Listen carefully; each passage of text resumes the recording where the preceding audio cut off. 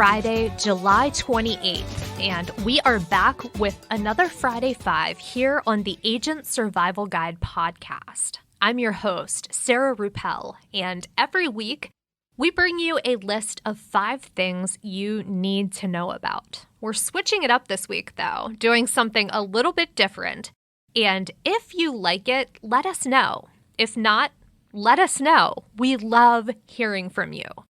This week, we are counting down to our title story. So we're starting out at number 5, working our way down to number 1. I'm hoping it will give the episode a little more structure. It will provide a little more structure when I write it. And also so that you know what to expect because it is a little bit different, but not too different. We still plan on talking about quite the variety of headlines. So let's get started, and we'll see how it goes. Number 5 this week. OpenAI released a ChatGPT app for Android. So now Android users can get in on the fun of asking ChatGPT all sorts of things. In addition to availability here in the US, the Android app was released in India, Bangladesh, and Brazil.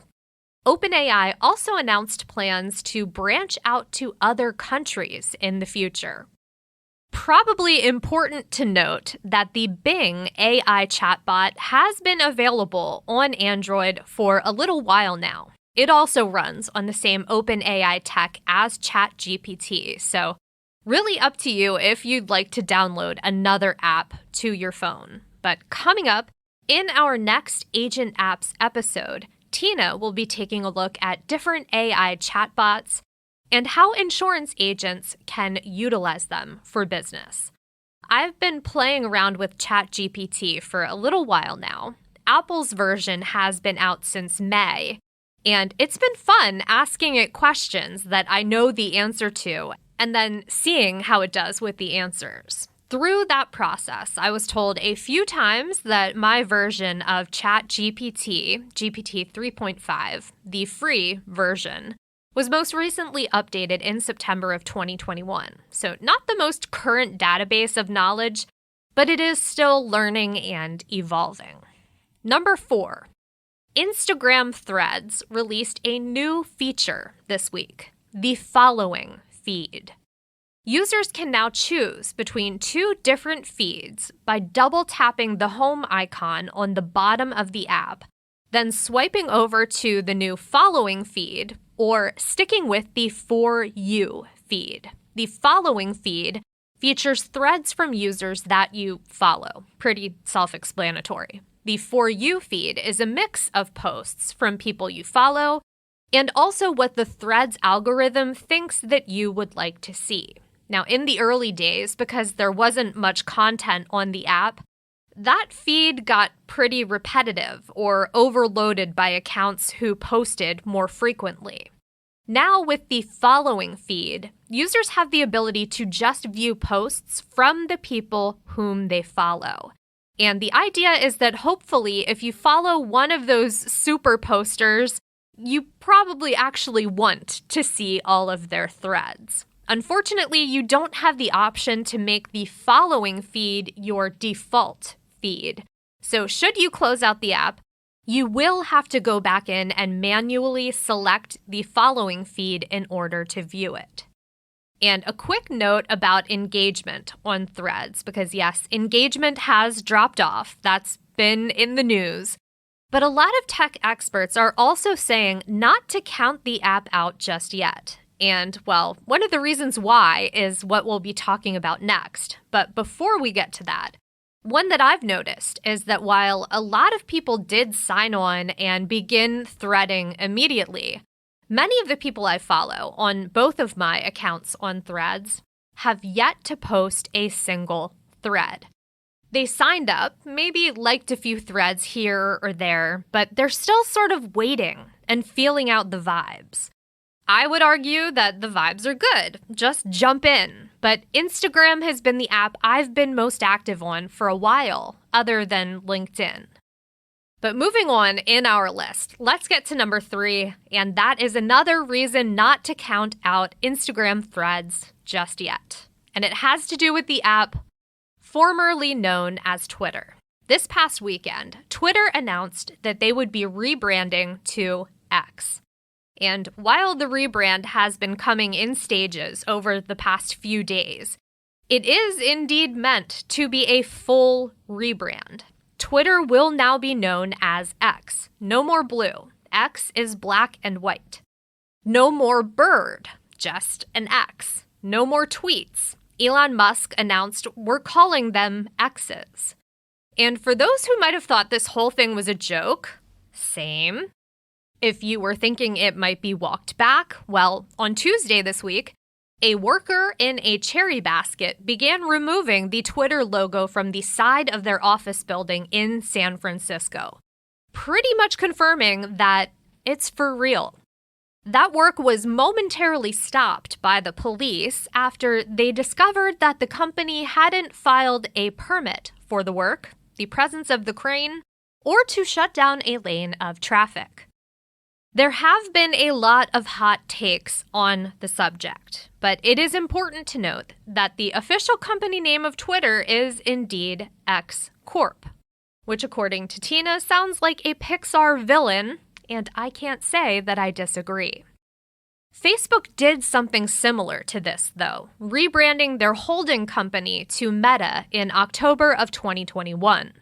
For Facebook, the Meta rebrand came at a time when the company was still reeling from the Cambridge Analytica scandal and trying to push forward into the metaverse. Little different in the case of Twitter, they're naming the platform after the holding company, and they're rebranding in the wake of Elon Musk's purchase of the company and inability to make the social platform profitable. Now, don't get me wrong.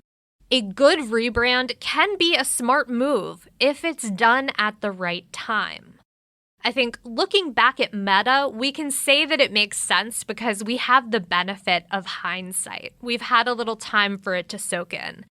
It's hard to say where Twitter will land. So many polls appeared on the app this week, asking users to vote between Twitter and X, and then a lot of articles mentioned this as a further unraveling of the site. Part of me thinks the new X logo matches the current vibe of Twitter, or I guess I should say X, more so than a whimsical bird.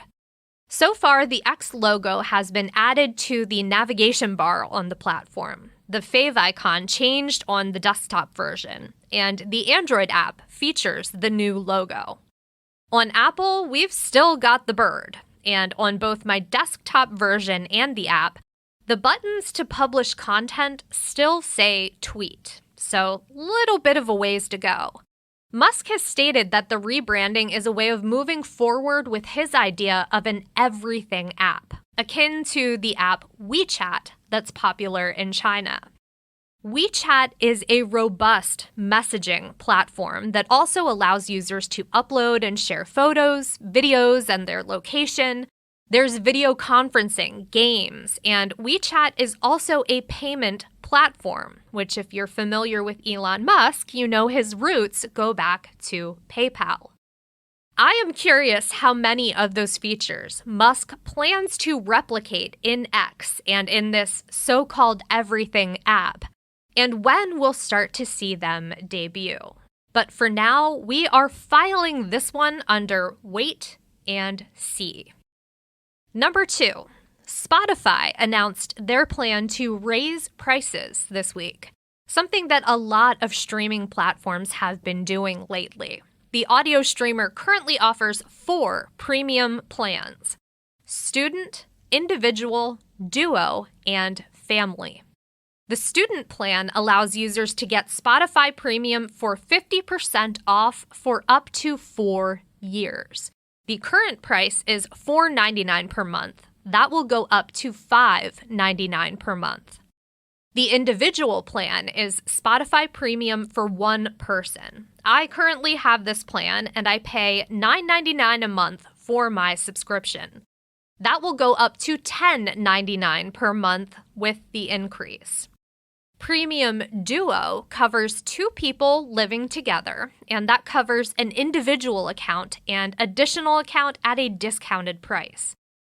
Currently, the price on that is $12.99 per month. It will go up $2 for a cost of $14.99 per month. And then the Premium Family Plan. 6 people living together each get their own account for one discount price. Spotify Kids is included along with an explicit filter, which if you've tried to listen to current hits with your kids, well, you know how well that goes. Less of a price increase here, going up just $1 from $15.99 per month to $16.99 per month. Still no word on the super premium tier pricing or further details from the last time I spoke about it. But that tier is apparently still coming, bringing high-fidelity sound, or hi-fi, to Spotify in September of this year. Spotify users will have a 1-month grace period before the new pricing goes into effect. You should see a pop-up with the new pricing when you open the app. I got my notice this week, so if you haven't yet, you should see it soon. And that brings us to number 1. On Tuesday this week, the Department of Labor, the Department of Treasury, and the Department of Health and Human Services announced a joint proposed rule meant to strengthen the Mental Health Parity and Addiction Equity Act. The 2008 law required insurers to offer beneficiaries in their plans the same level of coverage for mental health care and substance abuse treatment as other illnesses. The Biden administration cites parity issues with the insurance companies, such as not enough doctors in network, prior authorization, and denied claims. Out-of-network care is typically more expensive, and mental health care and substance abuse treatment tends to be pricey. So let's start with evaluations. The proposed rule states that insurers must evaluate their current policies and how those policies impact access to care. Basically, health plans must evaluate the outcomes of their coverage rules to make sure they're in compliance, and if they're not, they will be required to make changes. In the official release, the White House said this about evaluations, quote, "This includes evaluating the health plan's actual provider network, how much it pays out-of-network providers, and how often prior authorization is required, and the rate at which prior authorization requests are denied," end quote. If companies are found to be out of compliance, they'll have to make changes. That could look like narrow networks adding more doctors. And then as far as payment rates for out-of-network services, rates for mental health and substance use disorder services must be calculated similarly to those for other medical services. There was also a stipulation to close the loophole of state and local government health plans not being included in the original legislation. That alone changes regulations for 200 plans and 90,000 consumers. Also mentioned in the press release, these are steps the administration is taking to, quote, tackle the mental health care crisis, end quote. So far, from what I've read, insurance companies are on board with the proposal. And on those same lines, I've also read that another part of the issue is the shortage of doctors who offer mental health care and treat substance use disorders. That made me remember some of the research I did for a previous episode, and it was about mental health parity and Medicare. Specifically, we're looking at our 500th episode titled Understanding Medicare Coverage for Mental Health and Substance Use Disorder. And a couple of the stats we featured there, all from the Kaiser Family Foundation, I wanted to mention here because they do apply. 1% of non-pediatric level doctors do not accept Medicare assignment. 42% of that 1% are psychiatrists. And then this one, overall, 7.5% of psychiatrists do not accept Medicare assignment. When you look at intake of new patients, there's quite a difference in numbers. And again, according to the Kaiser Family Foundation, 81% of physicians in general or family practices were found to accept new Medicare patients, while 60% of psychiatrists were found to accept new Medicare patients. Comments will be open to the public for 60 days on this proposed rule before it is finalized. At the time of this recording, the rule has not yet been published in the Federal Register, but we do have links to the press releases made by various government agencies, as well as a few articles in the notes. We'll be keeping an eye on this one and bringing you updates as they come, and I am sure we will be hearing more about this proposed rule. And that's going to do it for this week's episode. Thank you for listening. If you like what you heard today, follow along with us for more episodes like this one. Have a great weekend, stay healthy, and stay safe out there. We will see you next week. The Agent Survival Guide podcast is a production of Ritter Insurance Marketing, an integrity company. This episode was written and produced by me, Sarah Ruppel, script editing by Tina Lamoureux, podcast design by Urban Rivera, artwork by Vivian Zhao. Follow along with us wherever you like to listen.